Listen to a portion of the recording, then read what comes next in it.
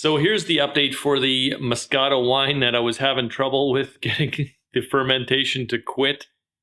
The only thing I changed in this kit was the different yeast and a yeast nutrient.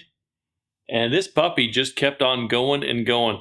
As you can see, I finally did end up getting it bottled, and it did finally stop. I did try to cold crash it, and to do that, all I did is took the meat thermometer, tied a string onto it, dangled it in. Now this is supposed to be a cooking thermometer, but this thing has a range that goes quite low, so it's what I had, what I could use. Now unfortunately, I think this cold crash would have worked with the Camden tablets and the potassium sorbate that I added. I just didn't leave it long enough, but I didn't really have a choice. I had prior commitments the next couple of days, so I could only put it into the garage, get it down to that 2 degrees Celsius, brought it back in, and of course the next day it didn't take very long and it was back and fermenting again. Instead, what I ended up doing is I just left it alone. I quit playing around with it.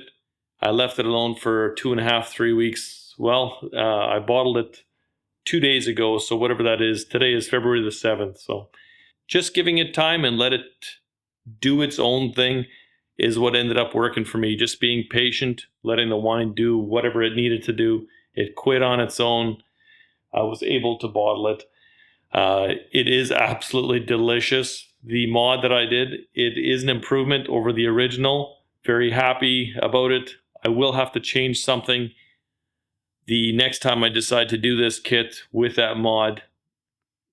Maybe give it some more time or add some potassium sorbate and Camden tablets before I put the reserve back in, just to make sure it's stabilized and that yeast is dormant before I put the back sweetening or the reserve back into it. But there's going to be more about that kit coming up as soon as I get that kit video done.